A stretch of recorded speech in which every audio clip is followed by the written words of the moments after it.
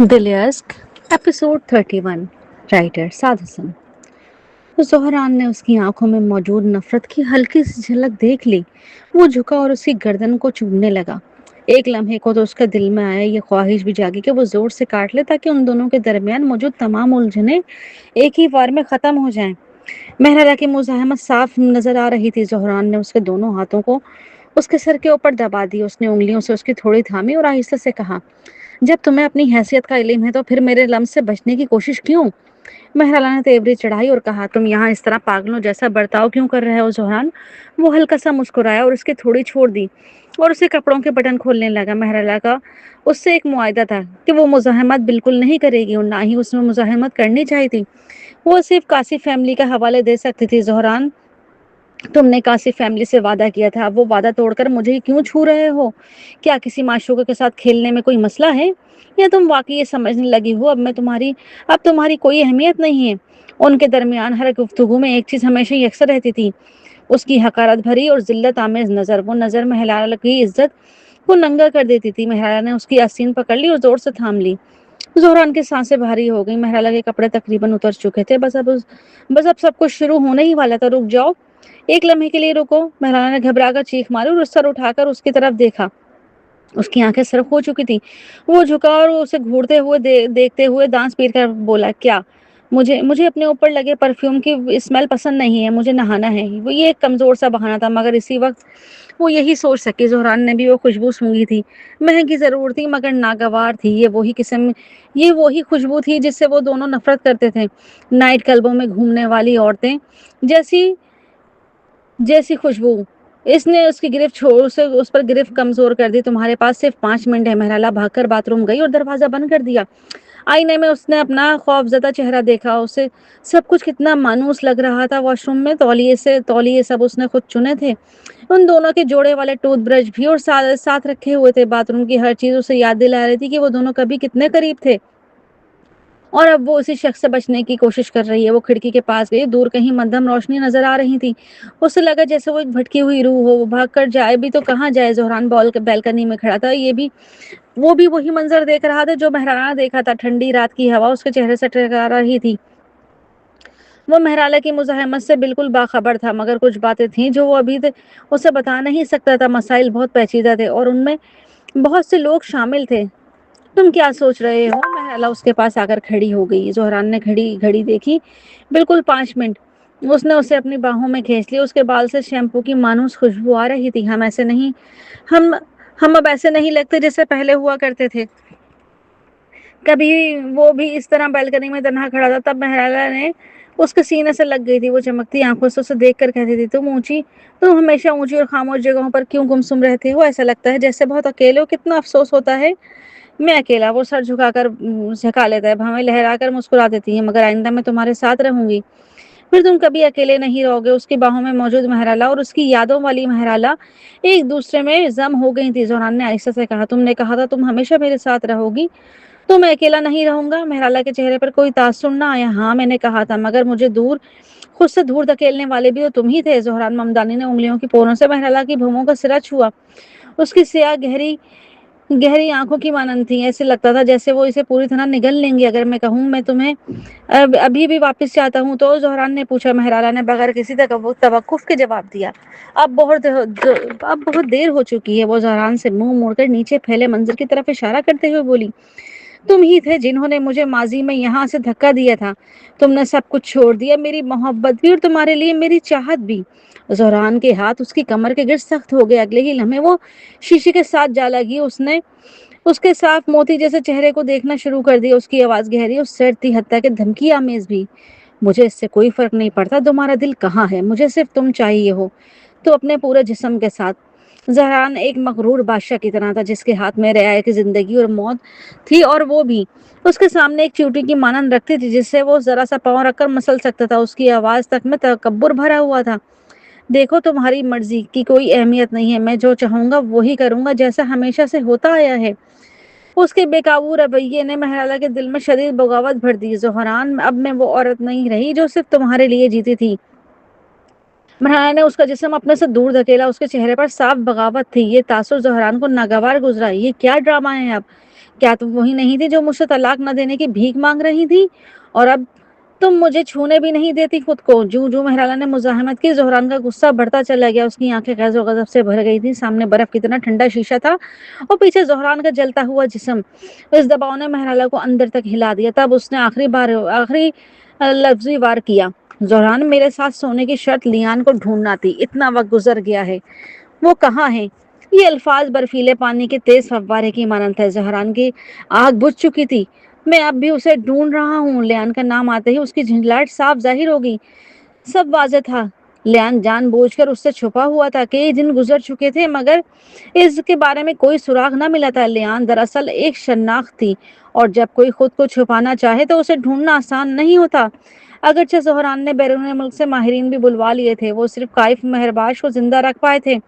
کوئی بھی اس کا آپریشن کرنے کی ہمت نہیں کر رہا تھا۔ سب جانتے تھے کہ اس حالت میں موت کا خطرہ بہت زیادہ ہے۔ کوئی بھی اپنی پیشہ ورانہ زندگی داؤ پر لگانے کے لیے تیار نہ تھا۔ مہرالہ نے اس کے چہرے پر موجود بے بسی دیکھی، پھر ہمت جمع کری اور اس سے خود ہٹا دیا۔ جب تک تم اسے ڈھونڈ نہیں لیتے، تمہیں مجھے چھونے کا کوئی حق نہیں ہے۔ زہران کو اندازہ نہیں تھا کہ لیان اتنی مشکلات پیدا کرے گا، مگر وہ وعدہ کر چکا تھا۔ اگر وہ ناکام ہوا تو اس کے لیے سخت ذلت کی بات تھی یہ۔ مہرالہ، وہ دانت پیستے غصے سے اسے گھوننے لگا۔ مہرالہ نے اس کے سامنے اپنا باد گاؤن کا لباس ٹھیک کیا۔ ابھی جو تم نے دیکھا ہے اسے لیان کے ڈھونڈنے کی قیمت سمجھ لو۔ زہران لاجواب ہو گیا۔ اس لمحے وہ مہرالہ کو سمجھ پایا، جس سے مہرالہ کی حرکتوں نے پاگل کر دیا تھا۔ جب مہرالہ جانے لگی تو زہران نے اسے پھر اپنی باہوں میں کھینچ لیا اور کہا، مہرالہ، سمجھ نہیں آتا تم اتنا ڈرامہ کیوں کر رہی ہو؟ ہم یہ سب پہلے 1000 بار کر چکے ہیں۔ مہرالہ کے دل میں دبی ہوئی جھنجھلاہٹ اچانک پھٹ پڑی۔ وہ زہران کو گھورتے ہوئے بولی، ایسا تو نہیں ہے کہ میں ہی تمہارے لیے وہ واحد عورت ہوں؟ پھر میں ہی کیوں؟ توران کاسی تو بالکل نیچے ہے نا فلیٹ میں، کیا میں اسے بلا لوں تمہارے لیے؟ کیونکہ تم ہی میرے لیے واحد ہو۔ یہ جواب اس کے ہونٹوں تک نہ آ سکا۔ وہ بات اس کے دل میں کہیں بہت گہرائی میں دفن تھی۔ زہران نے اسی کمر کے گرفت مضبوط کر دی، گہرا سانس لیا اور بولا، کیا تمہیں ہر بات پر مجھ سے لڑنا ہی ہوتا ہے؟ مہرالہ مہرباش بڑی مشکل سے اس کی خواہش کو دبا گئی کہ وہ اس کے منہ پر کہہ دے کہ وہ اس سے کتنا زہریلا گھناؤنا لگتا ہے۔ وہ جانتی تھی ان کے درمیان رشتہ اب بھی موجود ہے، سخت ہے اور بے لچک ہے، اس لیے اس نے اپنے جذبات قابو میں رکھنے تھے۔ بغیر سوچے سمجھے اسے ٹکر لینا اس کے حق میں نہیں تھا۔ کچھ سوچ کر اس نے پیچھے ہٹنے کا فیصلے کو نظر جھکا کر بولی، میں بس اس سب کی عادی نہیں ہو پا رہی۔ جیسے وہ جانتی تھی پیچھے ہٹنا ہمیشہ زہران کے سامنے کارگر ثابت ہوتا تھا۔ وہ اس کی کھلی ہوئی گردن کو وہ اس کی نظر آتی ہوئی نازک گردن کو دیکھ رہا تھا، جیسے کوئی بلی اپنی کمزوری ظاہر کر رہی ہو۔ اس منظر نے اس کے غصے کو کچھ حد تک کم کر دیا تھا۔ ٹھیک ہے، میں فی الحال تمہیں نہیں چھوؤں گا۔ حیرت انگیز طور پر وہ مان گیا تھا۔ مہرالہ نے چمکتی آنکھوں کے ساتھ سر اٹھایا، اگرچہ وہ اب بھی غصے میں تھا مگر پہلے جیسی تلخی نہیں تھی اس کے لہجے میں۔ وہ صاف محسوس کر سکتی تھی شاید یہی موقع تھا جسے وہ کچھ مفید معلومات حاصل کر سکتی تھی۔ اگر وہ زہران کو اپنی طرف کر لیتی، اس کی تفتیش میں بہت مل سکتی تھی۔ زہران، کیا ہم بات کر سکتے ہیں کچھ؟ مہرالہ نے پوچھا۔ ہاں، کیوں نہیں، لیکن میں نے کھانا نہیں کھایا، کھانا کھاتے ہوئے بات کرتے ہیں۔ یہ کہہ کر زہران نے کسی کو کھانا تیار کرنے کا حکم دیا اور خود واش روم چلا گیا۔ مہرالہ کا ارادہ تھا کہ تھوڑی بات کے بعد وہ چلی جائے گی، مگر صاف ظاہر تھا کہ زہران اسے جانے نہیں دینے والا تھا۔ پانی کی آواز سنتے ہی اس نے آہ بھری اور الماری کھولی، جیسا اس نے سوچا تھا۔ اس کے پرانے کپڑے اب بھی وہاں موجود تھے۔ توران کاسی یہاں کبھی نہیں آئی تھی۔ مہرالہ نے کپڑے بدلے اور خاموشی سے اس کا انتظار کرنے لگی۔ کچھ ہی دیر میں کھانا کمرے میں لگا دیا گیا تھا۔ اسٹیکس، تازہ پھل اور اتنا رومانوی منظر دے تھا کہ ایک لمحے اسے وہم ہونے لگا کہ شاید ان کی طلاق نہیں ہونے والی، جسے وہ اپنی شادی کے سالگرہ منا رہے ہوں۔ زہران نے غالباً تمام ورکر کو صرف کھانا رکھ کر فوراً چلے جانے کی ہدایت دی تھی۔ موم بتی جل رہی تھی، گلاب کی خوشبو فضا میں پھیلی ہوئی تھی۔ زہران غسل خانے سے تازہ دم ہو کر نکل آیا، کرسی کھینچ کر بیٹھا اور بھویں اچکار کر بولا، وہاں کیوں کھڑی ہو؟ آ کر بیٹھو۔ مہرالہ نے میز پر رکھے کھانوں کو دیکھا۔ یہ سب اس کی فیوریٹ چیزیں تھیں، حتیٰ کہ اسٹیک بھی بالکل ویسی ہی بنی تھی جیسے اسے پسند تھا۔ مدھم روشنی میں اس نے زہران کو دیکھا۔ اس کے چہرے کے خد و خال پرسکون تھے، جو اس کے لیے غیر معمولی بات تھی۔ کتنا وقت ہو گیا ہے ہمیں؟ مہرالہ نے پوچھا۔ 2 سال اور 1 مہینہ، زہران نے فوراً جواب دیا۔ وہ کڑوی مسکراہٹ کے ساتھ بولی، تو میں ہی اکیلے نہیں ہوں جو سالگرہ کو یاد رکھے ہوئے ہے۔ مہرالہ، میں اتنا ظالم نہیں ہوں جتنا تم سمجھتی ہو۔ اگر تم ظالم نہ ہوتے ہمارا رشتہ یہاں تک نہ پہنچتا۔ کیا اسٹک تمہارے منہ بند کرنے کے لیے کافی نہیں ہے؟ زہران ناگواری سے بولا۔ مہرالہ نے ایک اور نوالا لیا، ذائقہ بالکل ویسے ہی تھا جیسے اسے یاد تھا۔ پاس بیٹھا شخص وہی تھا، مگر اب وہ اسے اجنبی لگ رہا تھا۔ زہران نے جوس کا گلاس اٹھایا. کچھ پی لو, اب میں تمہیں مجبور نہیں کروں گا زیادہ کھانے کے لیے. شاید اسے یاد تھا کہ اس دن وہ کتنی بری طریقے سے الٹی کر چکی تھی جب وہ اس کے سامنے گڑ گڑا رہی تھی. مہرانا نے خوش دلی سے اس کا گلاس ٹکرایا, ایک چھوٹا سا گھونٹ لیا. جب اس نے آدھا گلاس ایک ہی سانس میں پی لیا. کھاؤ, وہ ہلکے سے بولی. ہاں. کافی عرصے بعد وہ دونوں اس قدر خاموشی سے پرسکون لمحے بانٹ رہے تھے, مگر اس بار اس کے چہرے پر پرانی مسکراہٹ نہیں تھی. وہ سمجھتا تھا آخر کار سب ٹھیک ہو جائے گا. ڈاکٹر لیان زرکانی مل جائے گا, کائف مہرباش کسی دن ہوش میں آ جائے گا, مگر محلہ کے لیے مہرباش خاندان کو دوبارہ کھڑا کرنے میں مدد دے گا اور وہ دوبارہ اس سے محبت کرنے لگے گی. اچانک مہرانا نے سر اٹھایا. زہران, اس کی آواز نے اس کے بدن میں سنسنی دوڑا دی. وہ اس کی گہری نظروں سے دیکھنے لگا. زہران نے نظروں سے مہرانا کے بدن میں سے ایک سنسنی سی دوڑا دی. اس نے ہلکی سی کھانسی اور بولی, میں نے کل آپ کے دفتر میں ایک صفائی کرنے والی عورت کو دیکھا تھا. زہران نے سوچا تھا کہ وہ کوئی جذباتی بات کرے گی, مگر اس نے تو کسی اجنبی کا ذکر چھیڑ دیا تھا. مہرالا, کیا کہیں تمہیں یہ تو شبہ نہیں کہ میرا کسی صفائی کرنے والی کے ساتھ چکر چل رہا ہے؟ اس کی آواز میں غصہ در آیا. آپ کیا سوچ رہے ہیں؟ میں بس یہ جاننا چاہتی ہوں دفتری ٹائم میں کوئی آپ کے دفتر کی صفائی کیوں کر رہا ہے؟ وہ ایک اہم جگہ ہے. اس سے زیادہ سوچے بغیر جواب دیا. تو وہ نیروا ہے, یہاں سے بہت دور رہتی ہے, اس لیے وہ جلد ڈیوٹی ختم کر لیتی ہے. کبھی کبھار جب میں کام کرتا ہوں تو وہ میرا دفتر پہلے صاف کر دیتی ہے. اچھا, تمہیں دوران کانسی کی پرواہ نہیں, مگر تمہیں ایک صفائی کرنے والی کی فکر ہو رہی ہے. مہرانا نے فوراً پلٹ کر کہا. ممدانی گروپ کب سے ملازمین کو اتنی اچھی سہولتیں دینے لگا؟ زہران نے اسٹک کو چھوٹے ٹکڑوں میں کاٹتے ہوئے بے نیازی سے بولا. نیروا مختلف ہے. اس نے ایک بار میری جان بچائی تھی. اسے کچھ اضافی سہولتیں دینا کوئی بڑی بات نہیں ہے.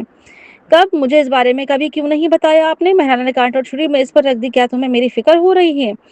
زہران کے ہونٹوں پر ہلکی سی مسکراہٹ ہو گئی. پھر وہ بولا, چند سال پہلے کی بات ہے. کسی نے خودکشی کا ارادہ کیا ہوا تھا اور زیر زمین پارکنگ میں مجھ پر حملہ کیا. وہ گاڑی چڑھا کر مجھے مارنا چاہتا تھا, مگر نیروا نے مجھے دھکا دے کر ایک طرف کر دیا. مہرانا نے بھویں سکیڑ لی. آپ تو ویسے بھی اتنے تیز ہیں, بچ کیسے سکتے ہیں؟ اس وقت میرا دھیان بٹا ہوا تھا. کیوں؟ زہران نے اس کے چہرے کو دیکھا. تمہاری برتھ ڈے والا دن تھا, میں تمہارے لیے کیک آرڈر کر رہا تھا. مہرانا سب کچھ فوراً سمجھ جان گئی.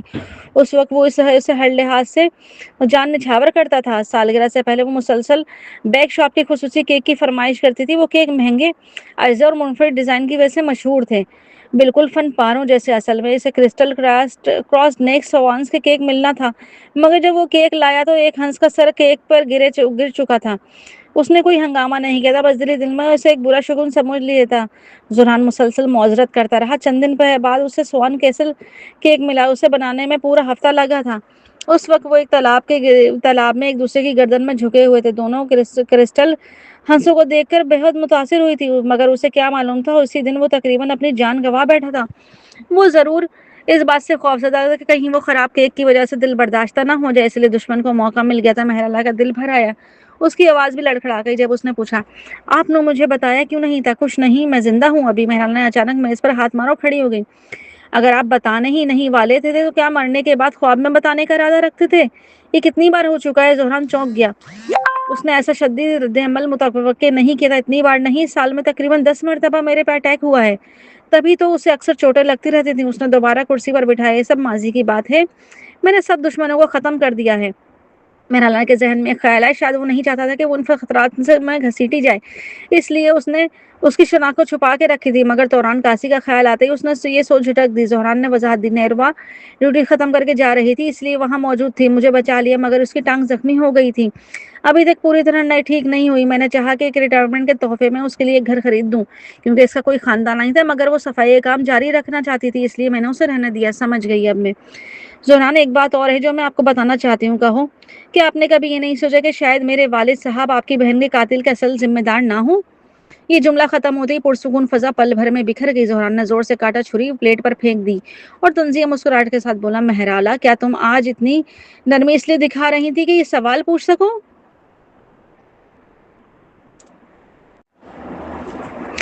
گھبرا کر مہرانا نے فوراً وضاحت دی. میں نے وہ فائلیں پڑھنے کے بعد کچھ خامیاں محسوس کی. ان معلومات کی بنیاد پر یہ ثابت نہیں ہوتا کہ میرے والد نے آپ کی بہن کا قتل کیا تھا. نہ کوئی براہ راست ثبوت ہے, نہ کوئی گواہ. یہ سب بس میرے والد کے ممکنہ حرکات میں ایک اندازہ تھا. ज़ोहरान ने गुस्से में आकर मेज़ पर रखी प्लेटें नीचे फेंक दी। उसके चेहरे की गर्मजोशी लम्हों में ख़त्म हो गई और वो फिर वही आदमी बन गया जो 3 माह पहले था। सख्त और बेरहम। महला उससे पहले कि अपनी बात मज़ीद वाज़ेह कर पाती, वो खड़ा होकर खौफनाक अंदाज में उसकी तरफ देखते बोलने लगा। पहली बात, उसकी लाश पर डीएनए टेस्ट हुआ था, वो मेरी बहन की ही लाश है। दूसरी, मैंने उसके पेट में मौजूद बच्चे और तुम्हारे वालिद के दरमियान भी डीएनए टेस्ट करवाया था, वो दोनों बायोलॉजिकल तौर पर एक दूसरे से मैच करते हैं। तीसरी बात, मैंने जरीहान की मौत से पहले की तमाम तफसीलात की जांच की थी, चाहे उसकी कॉल हिस्ट्री और दीगर रिकॉर्ड। वो सबसे ज्यादा जिस शख्स से राब्ते में थी वो तुम्हारा बाइब का ही मेहरबाश था, और आखिर में वो आखिरी शख्स थी जिससे वो मिला था, वो भी काइफ ही था। तो इसके अलावा और कौन हो सकता है?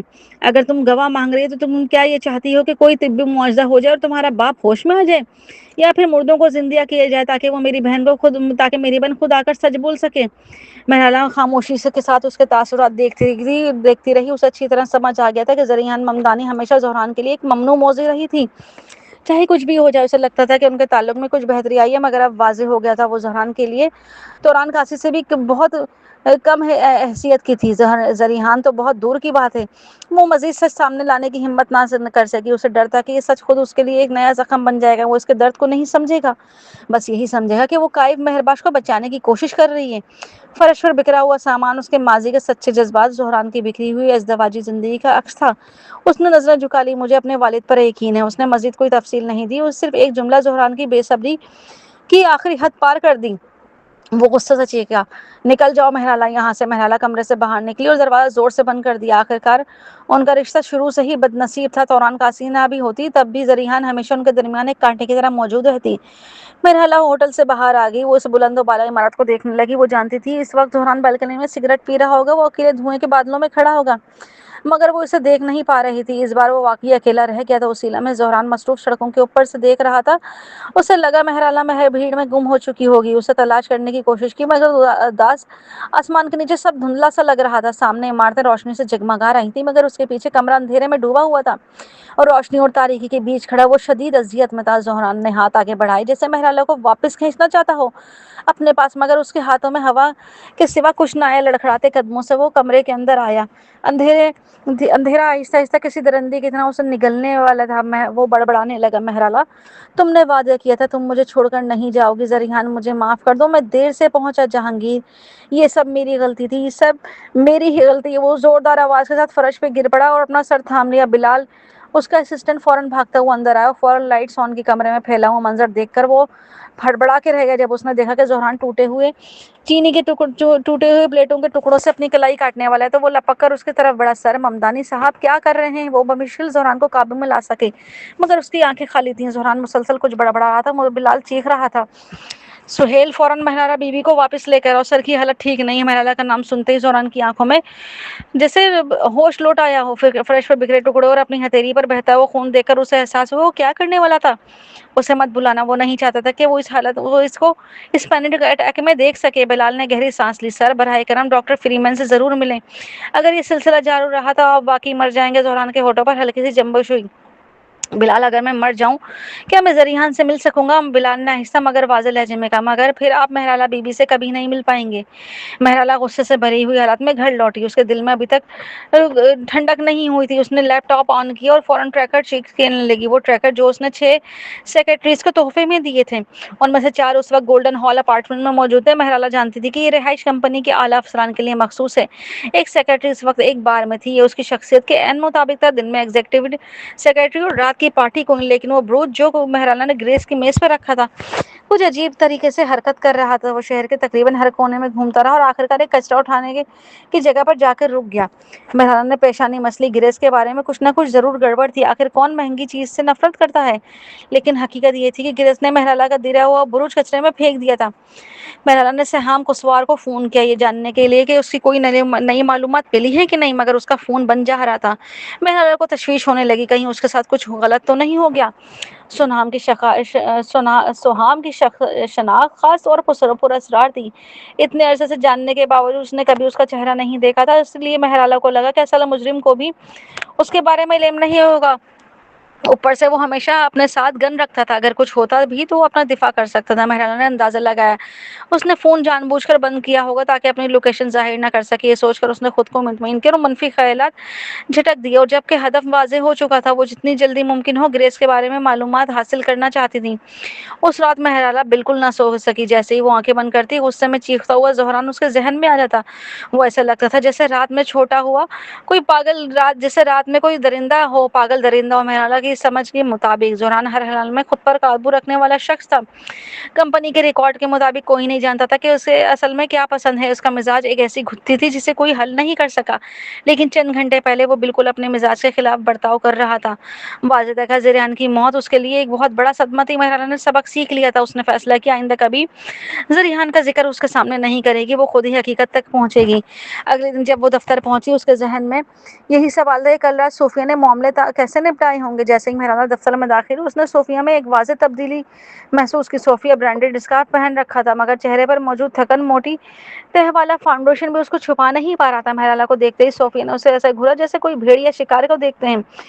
حیرت کی بات یہ تھی کہ اس نے ایک لفظ بھی نہیں کہا اور سیدھے اپنے آفس میں چلی گئی۔ مہرالہ اپنے مگ لے کر پینٹری میں پانی لینے چلی گئی۔ جیسے وہ اندر داخل ہوئی، وہاں موجود لوگ فوراً خاموش ہو گئے اور ادھر ادھر ہو گئے۔ سب چوری چوری اس کی طرف دیکھ رہے تھے۔ مہرالہ آسانی سے سمجھ گئی وہ کس موضوع پر بات کر رہے ہیں، حتیٰ کہ ٹیم بی کے لوگ جنہیں وہ جانتی تک نہیں تھی رک کر اس کے چھیڑنے لگے۔ ٹیم سی نے تو بڑی قابل بندہ پال لیا ہے، سنا ہے مس لنکن پہلی بار کسی کو نئی میٹنگ میں لے گئی ہیں اور ڈیل بھی لے آئی۔ نئی لڑکی تو کمال ہے، ہاں بستر پہ بھی یقیناً بہت کمال کی ہوگی۔ مہرالہ سنا ہے مسٹر لنکن بڑے شوقین آدمی ہیں، یہ سچ ہے کیا؟ تب مہرالہ کو اندازہ ہو گیا صوفیہ نے ڈیل حاصل کرنے کے لیے خود کو قربان کر دیا ہے۔ ٹیم بی کے پاس ایسی خبروں کے ذرائع موجود تھے، اب جبکہ ٹیم سی ان سے بہتر کارکردگی دکھا رہی تھی، وہ یہ برداشت نہیں کر پا رہے تھے، وہ اپنا غصہ مہرالہ پر نکال رہے تھے۔ مہرالہ نے پانی پیا اور مسکرا کر بولی، اگر تم اتنے ہی متجسس ہو تو اس کا شیڈول معلوم کر لو نہ جا کے، اور آج رات اس کے بستر کے نیچے چھپ جاؤ، تمہیں پتہ چل جائے گا۔ ٹیم بی کے ایک ممبر نے طنز کیا، لگتا ہے ایک ڈیل ملتے ہی تم اپنی حیثیت بھول گئی ہو، نئی لڑکی کافی دلیر بن گئی ہو، کافی بہادر۔ مجھے تو لگتا ہے مسٹر لنکن کے سامنے بڑی معصوم بنتی ہوگی۔ بات حد سے بڑھنے لگی تو مہرالہ نے بھی پیچھے ہٹنا مناسب نہ سمجھا۔ سوری، کیا وہ تمہارا باپ ہے یا اسے پتا ہے کہ تم اپنی ماں کی اتنی فکر کرتی ہو؟ تم نے ابھی کیا کہا؟ بے شرم لڑکی، سب جانتے ہیں تم نے کیا کہا ہے اور تمہیں ہمیں جواب دے رہی ہو۔ اگر میں تمہاری جگہ ہوتی تو یہاں ذلیل ہونے کے بجائے استعفیٰ دے کر گھر جا چکی ہوتی۔ مہرالہ نے طنزیہ ہنسی کے ساتھ کہا، ارے واہ، کیا میں تمہاری امی ہوں یا ابا؟ میری زندگی سے تمہیں اتنی دلچسپی کیوں ہو رہی ہے؟ اچانک ایک سخت اور اجنبی آواز گونجی، یہ شور شرابہ کیا ہو رہا ہے یہاں پر؟ مہرالہ نے سر گھما کر آنے والے شخص کو دیکھا، وہ گلارا فوسٹر تھی، ٹیم بی کی لیڈر۔ اس کے چہرے پر واضح غصہ تھا۔ جیسے ہی اس کی ٹیم کے افراد نے اسے دیکھا، سب نے فوراً نظریں جھکا لی۔ مسٹر فوسٹر، کلارا کے ساتھ نظریں نگاہ ان سب پر گھوم گئی۔ کیا تم لوگوں نے اپنا کام مکمل کر لیا؟ کیا پرپوزل اپروو ہو گیا؟ نہیں نا، تو پھر واپس جاؤ، کام کرو۔ جی مسٹر فوسٹر۔ وہ سب بنا پیچھے دیکھے وہاں سے بھاگ گئے۔ کلارا نے مہرالہ کی طرف دیکھا اور طنزیہ مسکراہٹ کے ساتھ بولی، اوپر جانے کے کامیابی کے بہت سے راستے ہوتے ہیں لڑکی، سب سے مشکل راستہ چننے کی ضرورت نہیں ہوتی۔ اگر تم اس راستے سے اوپر پہنچ بھی جاؤ تو جب کوئی تمہیں وہاں سے دھکا دے گا، نقصان تمہارا ہی ہوگا۔ اب بات یہاں تک پہنچ چکی ہے، اس لیے وضاحت بے فائدہ ہے۔ مہرالہ نے سوچا کہ بہتر ہے خاموشی سے بات قبول کر لی جائے۔ تنبیہ کے لیے شکریہ مس فوسٹر، مگر میں پھر بھی کچھ غلط لگ رہا تھا۔ اگر ٹیم سی نے واقعی ڈیل حاصل کر لی ہے تو پھر سب لوگ اس پر کیچڑ کیوں اچھال رہے ہیں؟ چونکہ وہ نہیں تھی اس لیے اسے کچھ نہیں بتایا جا رہا تھا۔ چاہے افواہیں کتنی ہی پھیل چکی ہوں، اصل حقیقت اسے تب معلوم ہوئی جب وہ واش روم میں اس صفائی کرنے والی عورت سے ملی۔ ہینڈ کریم کے بدلے میں اس عورت نے مہرالہ کو وہ گپ شپ بتا دی جو ایک گروپ چیٹ پہ ہو رہی تھی۔ اس چیٹ میں مہرالہ کی 2 تصویریں موجود تھیں۔ ایک تصویر میں مہرالہ اور مس لنڈن ہوٹل میں داخل ہو رہے تھے، مہرالہ اپنے آفس کے کپڑوں میں تھی۔ دوسری تصویر اس وقت کی تھی جب وہ کپڑے بدل کر زہران کے فلیٹ سے باہر نکل رہی تھی۔ صرف ان 2 تصویروں کی بنیاد پر لوگوں نے اپنی کہانیاں بنا لی تھیں۔ مس، کیا آپ نے کسی کو ناراض کر دیا؟ یہ تصویریں مختلف گروپ چیٹس پر گردش کر رہی ہیں، یہاں تک کہ صفائی والا اسٹاف بھی باتیں کر رہا ہے۔ سب اپنے اپنے مطلب کے اندازے لگا رہے ہیں۔ بتانے کے لیے شکریہ، آپ اچھی لگتی ہیں اس لیے بتا دیا۔ یہ دفتر ایک بے رحم جگہ ہے، آپ جیسی لڑکیوں کو خاص طور پر محتاط رہنا چاہیے۔ کمپنی میں یہ افواہیں پھیل چکی تھیں۔ مہرالہ نے ڈیل حاصل کرنے کے لیے اپنا جسم بیچ دیا۔ مہرالہ سیدھی مس لنڈن کے آفس میں داخل ہوئی۔ مس لنڈن اسے گھورتے ہوئے کہا، تم یہاں کیا کر رہی ہو؟ دروازہ کھٹکھٹائے بغیر اندر آنے کی تمہاری ہمت کیسی ہوئی؟ کیا تمہارے ماں باپ نے تمہیں یہی سکھایا ہے؟ یہ دیکھیں، مہرالہ نے پرنٹ کی ہوئی تصویریں اس کے سامنے رکھ دی۔ ایک لمحے کے لیے مس لنڈن کے چہرے پر گھبراہٹ چھلک گئی، مگر فوراً بولی، کیا تم مجھ پہ شک کر رہی ہو؟ بالکل، اور میرے پاس شک کرنے کی وجہ ہے۔ تصویر میں میرا چہرہ صاف نظر نہیں آ رہا، لیکن آپ کا چہرہ میرے پیچھے چھپا ہوا ہے۔ آپ کے بال تک نظر نہیں آ رہے۔ اور میں پوری واضح ہوں ان تصویروں میں. کیا خوب کھیل کھیلا ہے آپ نے مس لنٹن. مہرالہ نے بازو سینے پہ باندھ لیے. میرا اندازہ ہے آپ کافی عرصے سے میرے اور مسٹر لنکن کی تصویر کا انتظار کر رہی تھی تاکہ میں بعد میں اسے میرے خلاف استعمال کر سکے اور مجھے اپنے قابو میں کر سکے. مس لنٹن نے غصے سے میز پر ہاتھ رکھ کر مجھ سے کاغذات تمام مسل دیے. مہرالہ مہرباش تمہاری اتنی جرت, اگر یہ فضول باتیں بند نہ کی تو میں سیکورٹی کو بلا لوں گی. بلا لیجیے. اتفاق سے میرے پاس بھی بہت کچھ دلچسپ تصویریں موجود ہیں جو سب کو دکھائی جا سکتی ہیں. یہ سن کر مس لنٹن واضح طور پر گھبرا گئی. مہرالہ نے میز پر ہاتھ رکھ کر اور آگے جھک کر مگر سخت لہجے میں بولی, مس لنٹن کیا آپ سمجھتی ہیں کہ میں بغیر ہتھیار میں اس گندے جنگ میں اتری ہوں؟ سچ بتاؤں میرے بیگ میں ایک پن ہول کیمرہ لگا ہوا تھا. اس میں ایک ایچ ڈی تصویر موجود ہے جس سے میں مسٹر لنکن آپ کی تھائس کو چھو رہے ہیں بے باکی سے. میں کیا وہ میں تصویر اندرونی گروپ میں چیٹ میں شیئر کر دوں؟ مہرالہ مہرباش تم ایسا کیسے کر سکتی ہو؟ مس لنٹن چیخ پڑی. ایسے مت بولیے جیسے آپ مجھ سے مختلف ہوں. یہ سب میں نے آپ سے ہی تو سیکھا ہے کل سے. اگر آپ نے مجھے پھنسانے کی کوشش نہ کی ہوتی تو میں یہ تصویریں کبھی نہ دکھاتی. وہ سرد مسکراہٹ کے ساتھ بولنے لگی, آخرکار اس سے مجھے کوئی فائدہ نہیں ہونا تھا مگر بدقسمتی سے آپ نے مجھے مجبور کر دیا. آپ خود اسے بستر تک لے جانا چاہتی تھی اور قربانی کا بکرا مجھے بنا دیا. افسوس میں قربانی کا بکرا بننے کے لیے نہیں آئی. مہرالہ نے میز پر ہلکا سا ہاتھ مارا. اب بتائیے مس لنٹن, اس معاملے کو آپ کیسے سیٹل کرنا چاہتی ہیں؟